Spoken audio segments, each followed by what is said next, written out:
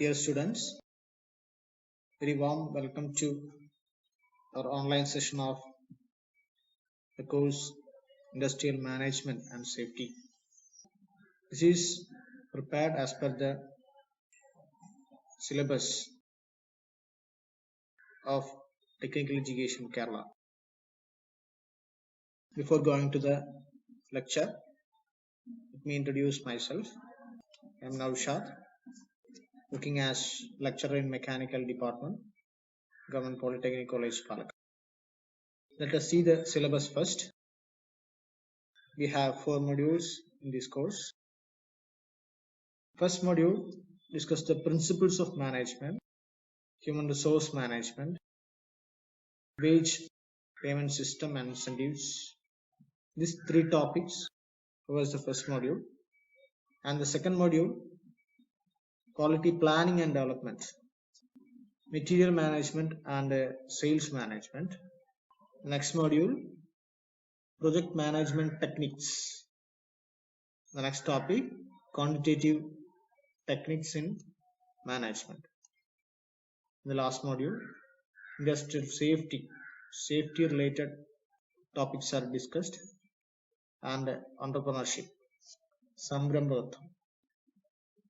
Let's see the syllabus of the third module in detail. The topics under project management techniques are network techniques used in project management, especially the 2 techniques we will discuss, CPM and PERT. Then further we will discuss the application scope of the above 2 management techniques, and then we will see the terms used in CPM, critical path method.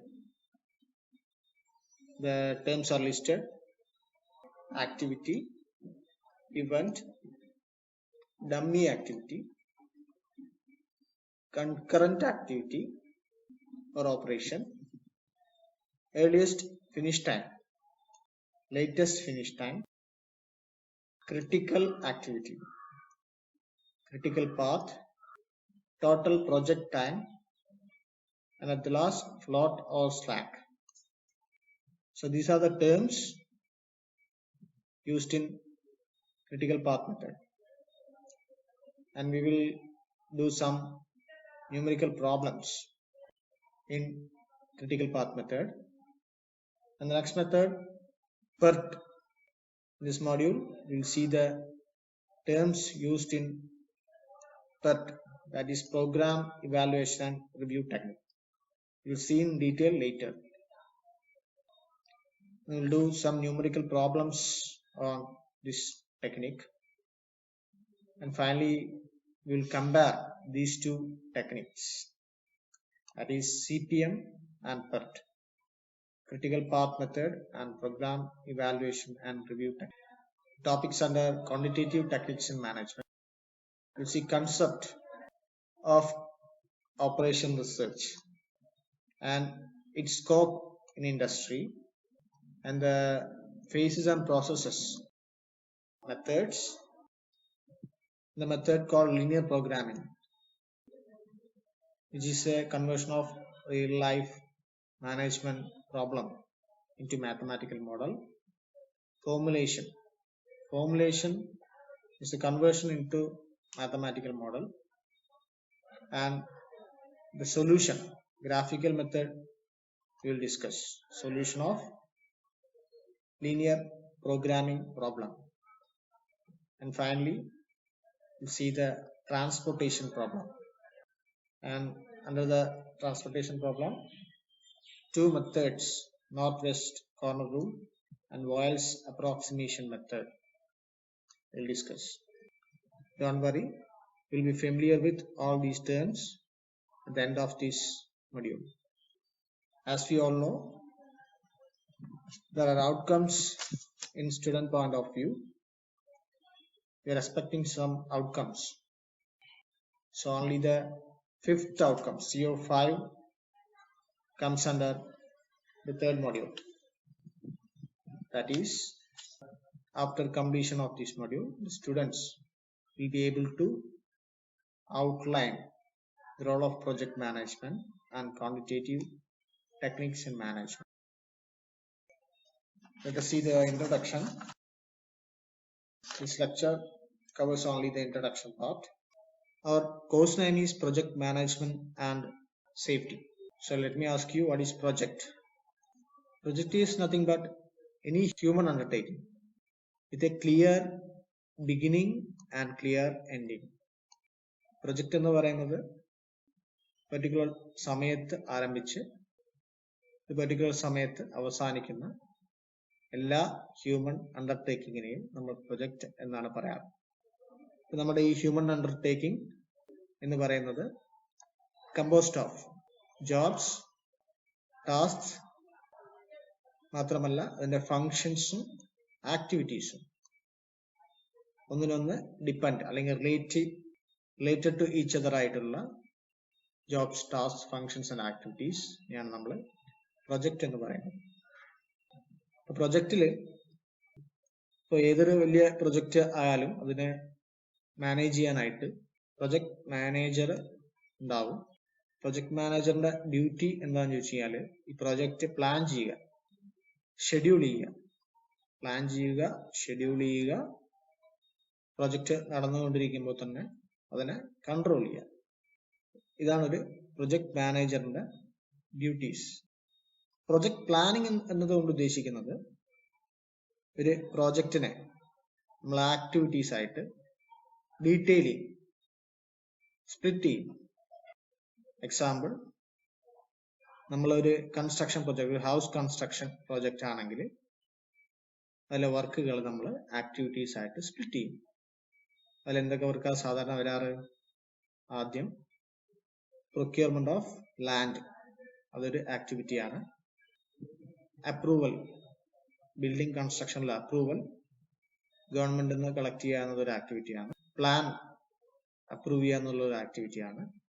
Laying foundation ആക്ടിവിറ്റിയാണ്. അതിന്റെ മുകളിൽ വരുന്ന എല്ലാ construction വർക്കിനെയും നമുക്ക് activity ആയിട്ട് split ചെയ്യാം. Project planning എന്ന് ഉദ്ദേശിക്കുന്നത് ഈ വലിയൊരു പ്രോജക്റ്റിനെ നമ്മൾ ഡീറ്റെയിലിംഗ് ചെറിയ ചെറിയ ആക്ടിവിറ്റീസ് ആയിട്ട് സ്പ്ലിറ്റ് ചെയ്യണം. ഓക്കെ, ഇനി ഈ ആക്ടിവിറ്റി ഓരോന്നിനും നമ്മൾ എസ്റ്റിമേറ്റ് ചെയ്യണം. എന്തൊക്കെയാണ് അതിന്റെ റിസോഴ്സ്? ഈ ആക്ടിവിറ്റി കംപ്ലീറ്റ് ചെയ്യാനായിട്ട് എന്തൊക്കെയാണ് റിസോഴ്സ് റിക്വയർമെന്റ്സ്? മാത്രമല്ല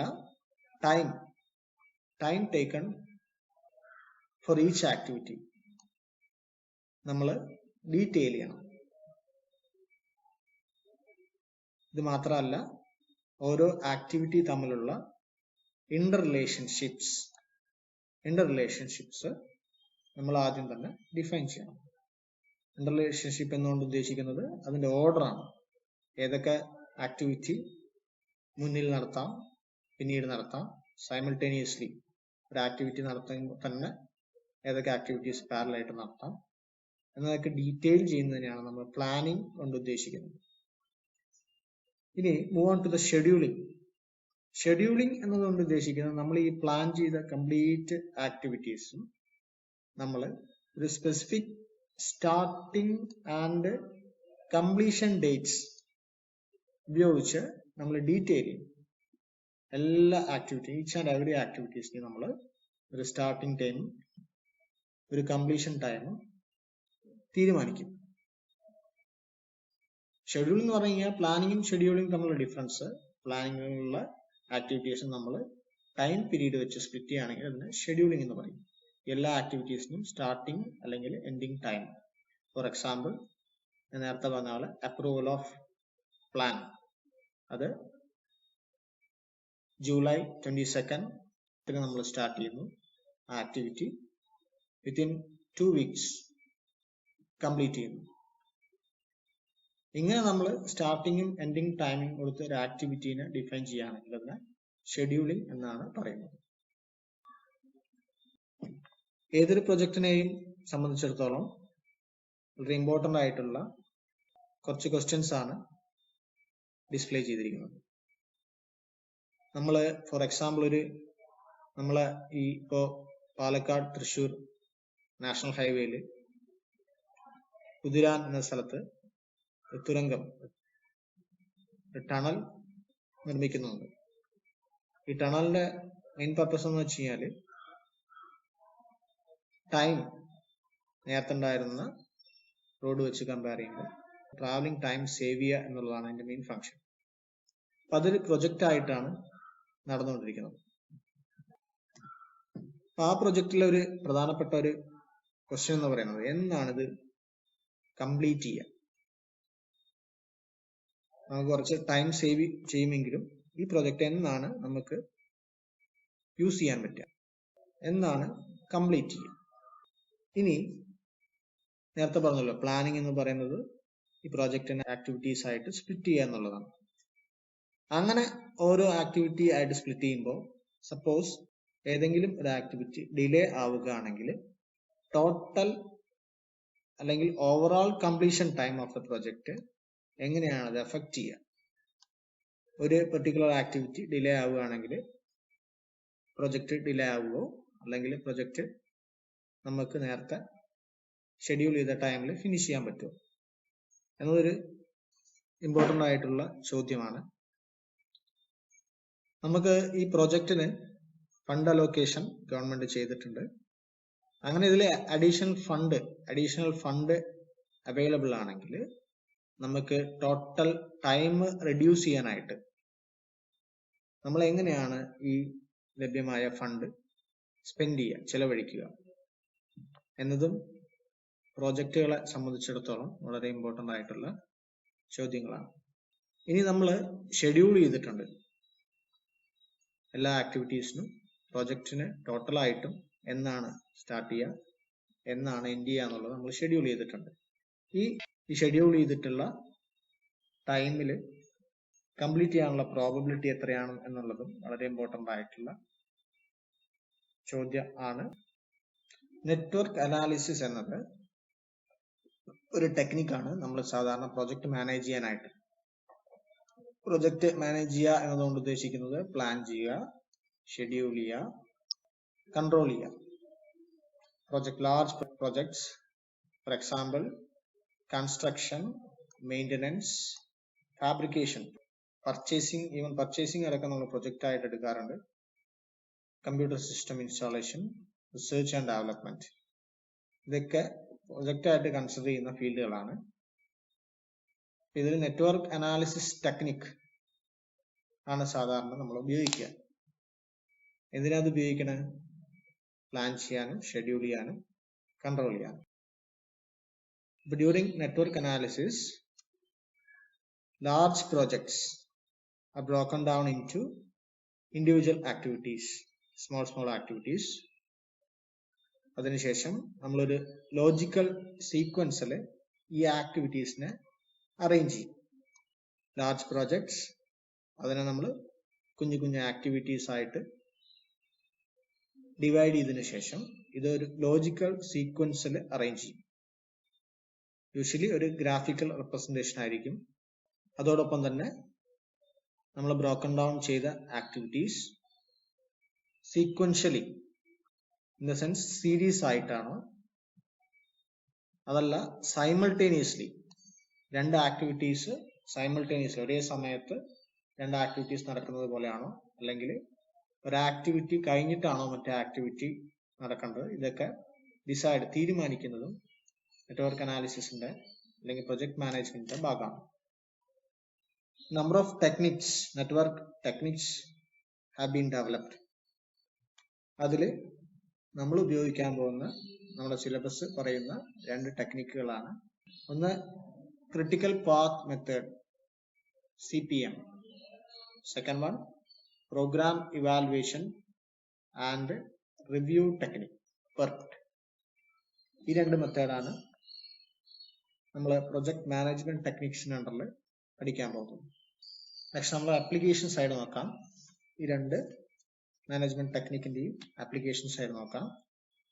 CPM എന്നത് 1957 ഡെവലപ്പ് ചെയ്ത ഒരു നെറ്റ്വർക്ക് അനാലിസിസ് മെത്തേഡാണ്. ഇത് നമ്മൾ ഈ താഴെ ലിസ്റ്റ് ചെയ്തിരിക്കുന്ന കേസുകളാണ് കൂടുതലായിട്ട് യൂസ്ഫുൾ ആയിട്ട് ഉള്ളത്. സിവിൽ ആൻഡ് മെക്കാനിക്കൽ പ്രൊജക്ട്സിന്റെ കൺസ്ട്രക്ഷൻ വർക്കിൽ, ഇലക്ട്രിക്കൽ ആൻഡ് ഇലക്ട്രോണിക് പ്രൊഡക്റ്റ് മാനുഫാക്ചറിംഗിൽ മാത്രമല്ല അസംബ്ലിങ്ങിൽ CPM മെത്തേഡ് ഉപയോഗിക്കാറുണ്ട്.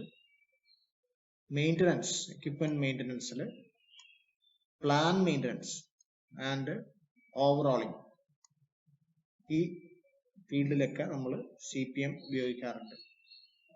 പുതിയ ഇൻഡസ്ട്രീസ് സെറ്റ് ചെയ്യുന്നത് CPM ടെക്നിക്സ് ഉപയോഗിച്ച് നമ്മൾ മാനേജ് ചെയ്യാറുണ്ട്. ഒരു മാനുഫാക്ചറിംഗ് ലൊക്കേഷൻ ഒരു സ്ഥലത്ത് നിന്ന് മറ്റൊരു സ്ഥലത്തിലേക്ക് ഷിഫ്റ്റ് ചെയ്യുന്നതും മാനേജ് ചെയ്യാനായിട്ട് CPM ക്രിട്ടിക്കൽ പാത്ത് മെത്തേഡ് ഉപയോഗിക്കാറുണ്ട്. ഈ പെർട്ടിന്റെ ആപ്ലിക്കേഷൻ എന്തൊക്കെയാണെന്ന് നോക്കാം. പെർട്ടും CPM തമ്മിലുള്ള ഒരു ഡിഫറൻസ്, നമുക്ക് CPM-ല് എല്ലാ ആക്ടിവിറ്റീസിന്റെയും സ്റ്റാർട്ട് ടൈം അതുപോലെ എൻഡ് ടൈം, ആക്ടിവിറ്റീസിന്റെ ഡ്യൂറേഷൻ ഒക്കെ നമുക്ക് എക്സാക്റ്റ് ആയിട്ട് ഷെഡ്യൂൾ ചെയ്യാൻ കഴിയും. അതായത് ആ ആക്ടിവിറ്റീസിനൊക്കെ നമുക്ക് മുൻകൂട്ടി അതിന്റെ ടൈം ഷെഡ്യൂൾ ചെയ്യാൻ കഴിയും. കാരണം ആ ആക്ടിവിറ്റീസ് നമുക്ക് ഫെമിലിയർ ആണ്. നമ്മൾ ഈ പ്രൊജക്ട് അല്ലെങ്കിൽ ഇതിനു മുമ്പ് ചെയ്ത പ്രോജക്റ്റിൽ കൺസേൺഡ് ആക്ടിവിറ്റീസ് ഇൻവോൾവ് ചെയ്തിട്ടുണ്ടായിരുന്നു. അതുകൊണ്ട് ആക്ടിവിറ്റീസ് നമുക്ക് ഫെമിലിയർ ആയതുകൊണ്ട് തന്നെ അതിന്റെ ഡ്യൂറേഷൻ ഒരു certain വാല്യൂ ആയിരിക്കും. പെർട്ടിന്റെ ആക്ടിവിറ്റീസിൽ പെർട്ട് നമ്മൾ ഉപയോഗിക്കുന്നത് ആക്ടിവിറ്റീസിന്റെ time not sure, specific time പീരീഡിൽ അത് കംപ്ലീറ്റ് ചെയ്യുന്ന നമുക്ക് ഷുവർ ഇല്ലാത്ത ആക്ടിവിറ്റീസ് ആണ് പെർട്ട് എന്ന പ്രൊജക്ട് മാനേജ്മെന്റ് ടെക്നിക്ക് ഉപയോഗിച്ച് മാനേജ് ചെയ്യാൻ പോകുന്നത്. അപ്പോൾ പെർട്ട് ഉപയോഗിച്ച് മാനേജ് ചെയ്യുന്ന പ്രൊജക്ടിന്റെ പ്രത്യേകത എന്തായിരിക്കും? അതിന്റെ പ്രൊജക്ട് കംപ്ലീഷൻ ടൈം ഒരു അൺസേർട്ടൺ വാല്യൂ ആയിരിക്കും. അല്ലെങ്കിൽ ഒരു സ്പെസിഫിക് ടൈമിൽ നമുക്കിത് കംപ്ലീറ്റ് ചെയ്യുന്നത് തറപ്പിച്ച് പറയാൻ കഴിയാത്ത ആക്ടിവിറ്റീസ് ആണ് പെർട്ടിൽ ഇൻവോൾവ് ചെയ്തിരിക്കുന്നത്. അപ്പൊ നമ്മൾ സാധാരണ ഉപയോഗിക്കുന്ന മേഖലകൾ, ഫീൽഡുകളാണ് ലിസ്റ്റ് ഔട്ട് ചെയ്തിരിക്കുന്നത്. റിസർച്ച് ആക്ടിവിറ്റീസിൽ ആൻഡ് ഡെവലപ്മെന്റ് ആക്ടിവിറ്റീസിൽ പെർട്ട് പ്രൊജക്ട് മാനേജ്മെന്റ് ടെക്നിക്സ് ഉപയോഗിക്കാറുണ്ട്. മിലിറ്ററി ഓപ്പറേഷൻസിൽ ന്യൂ പ്രൊഡക്റ്റിന്റെ ഡിസൈൻ ആൻഡ് ഡെവലപ്മെന്റിൽ വെതർ ഫോർകാസ്റ്റിംഗ് തുടങ്ങിയ ഫീൽഡിൽ program evaluation and review technique ഉപയോഗിക്കാറുണ്ട്.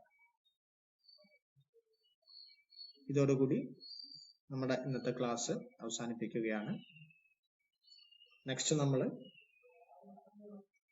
CPM പെർട്ടും